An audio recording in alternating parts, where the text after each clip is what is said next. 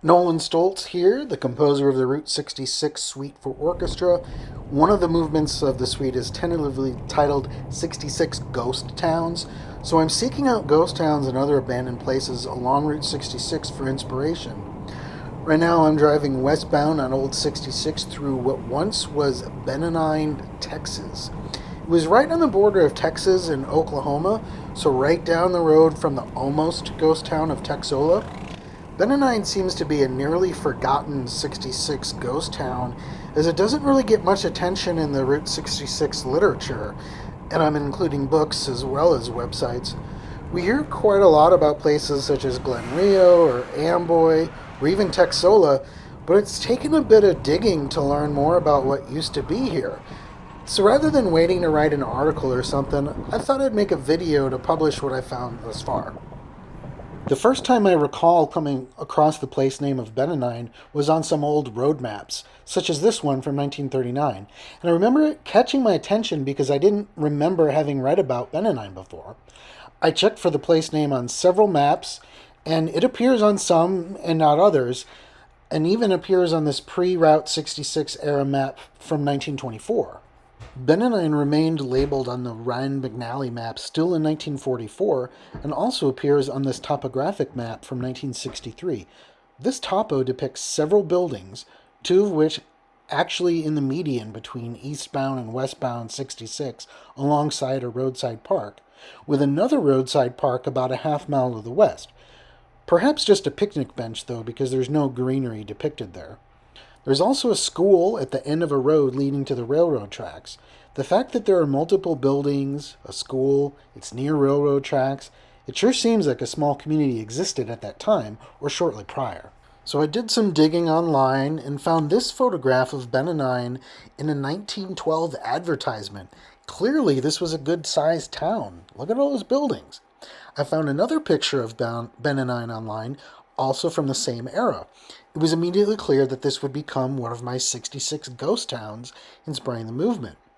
But then I noticed that I was having difficulty finding references to Benonine after 1913.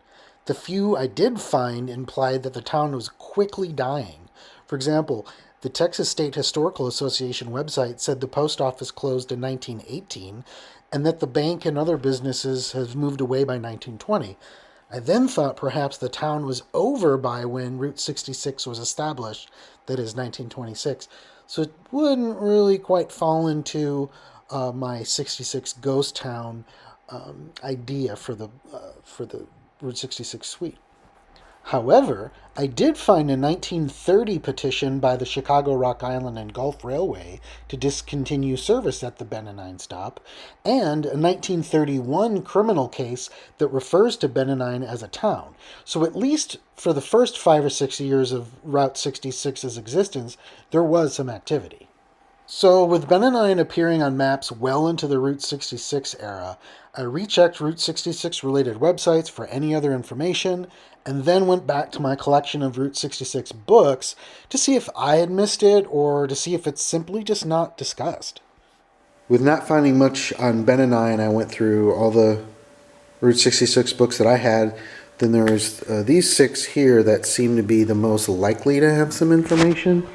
The Route 66 Place Names book does have a Benonine, it's misspelled though, entry. This book just talks about the, where a town got its name.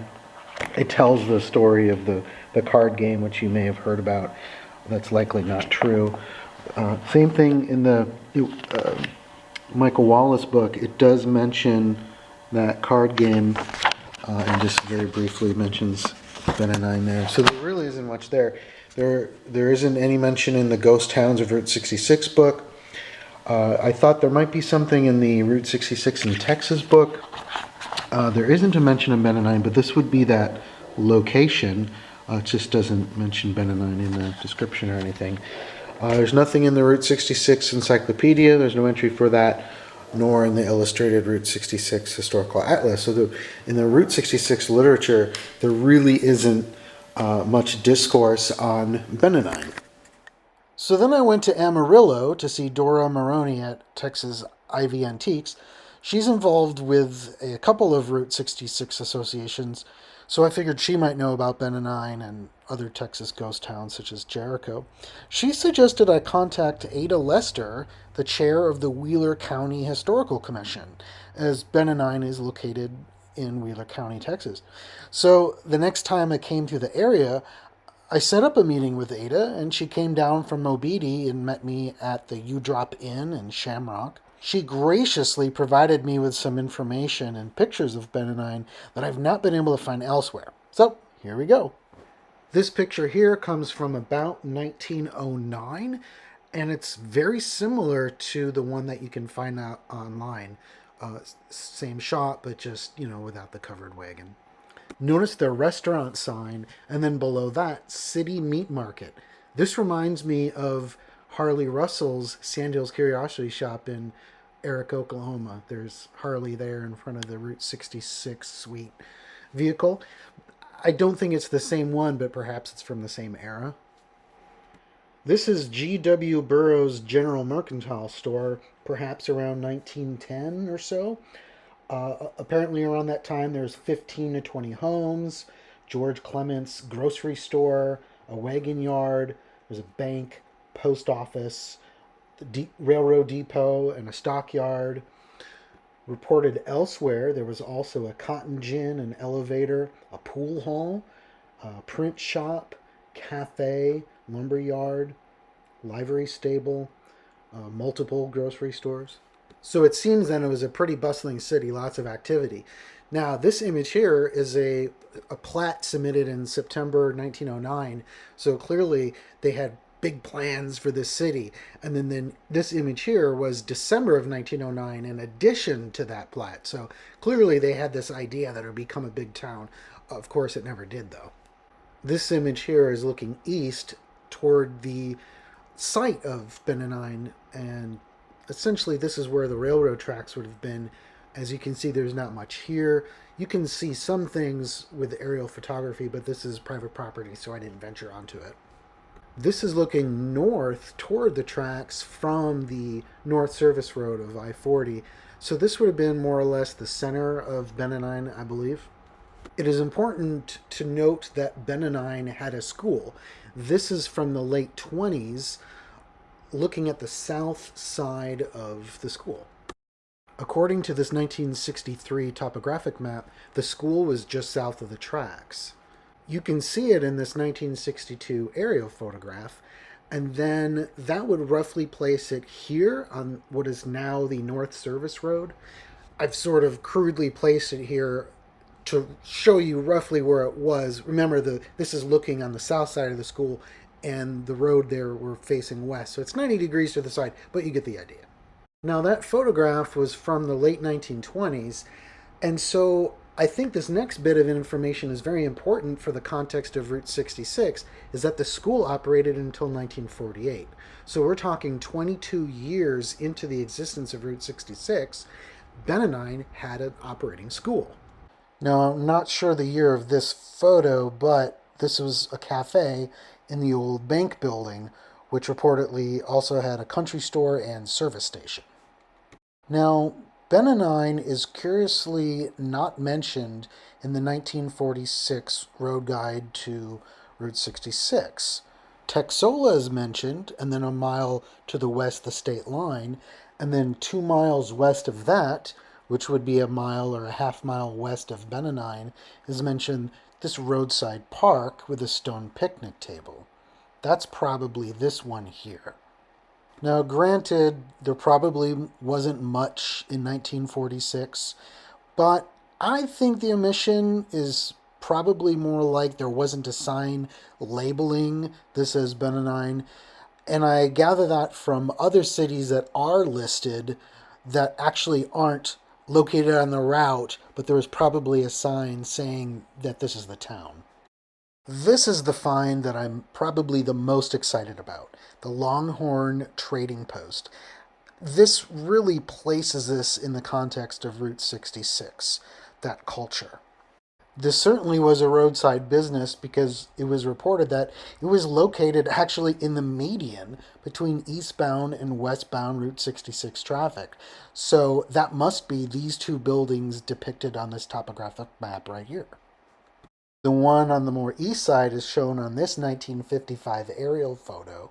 And then you see that same one in this 1962 aerial photograph and a building on the left. Now, look at this shape of this building with a sort of angled side here. It must be the Longhorn Trading Post. And that would place it right in the center of Benonine and just east of this clump of trees and partially on the eastbound lanes of I-40. Now this photo is looking south from the original town site of Benonine, and so then the Longhorn Trading Post would be about there and that other building just to the west of it. Now something has me curious about the next stage of the Longhorn Trading Post after it was demolished for I-40. I had read that he built a new one 7 miles east of Shamrock, but then there's also this thing in Texola. Now, I've seen some online discussions, one person actually saying, oh, that wasn't the Longhorn Trading Post, the one in Texola. So then why does it have the sign on the building there? And why would there be two Longhorn Trading Posts only a couple miles from each other? Something's really odd about that. Furthermore, there's a Michael Wallace book from 2015 that says the Longhorn Trading Post in Texola was built in the 1930s. So does that predate the one in Benonine?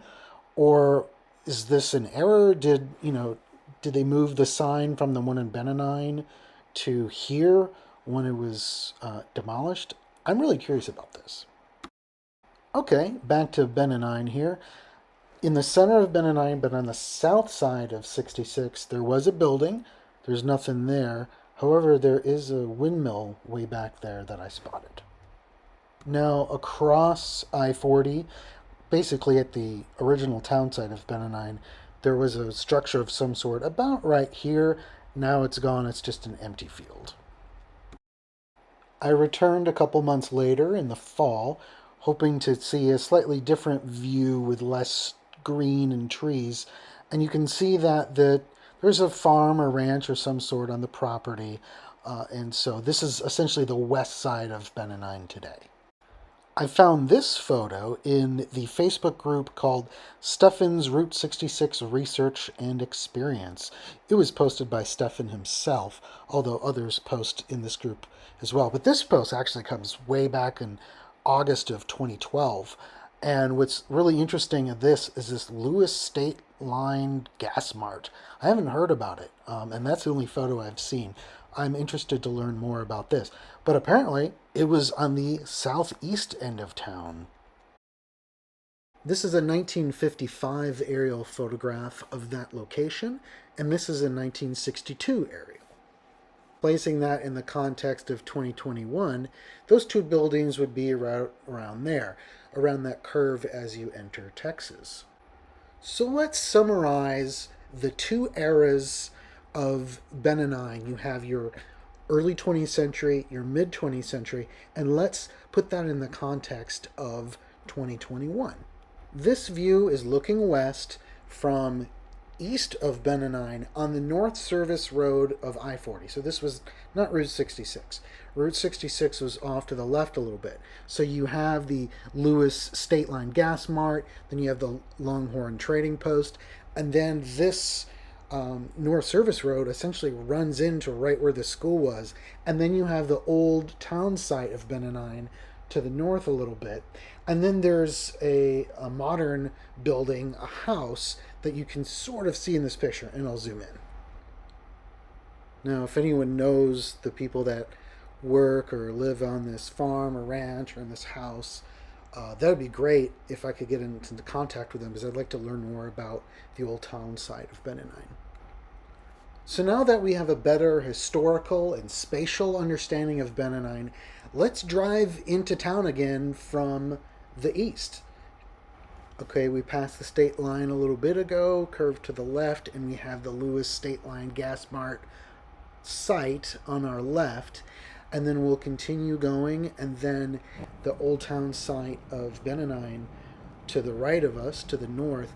In the distance is the Longhorn Trading Post. We'll get to that in a bit. when I'm driving through these ghost towns, I like to sort of imagine what the space looked like years ago, you know.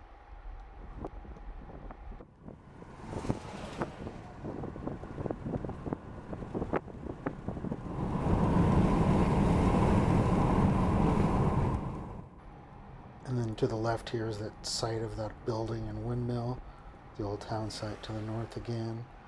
And then, of course, coming up on the Longhorn Trading Post site.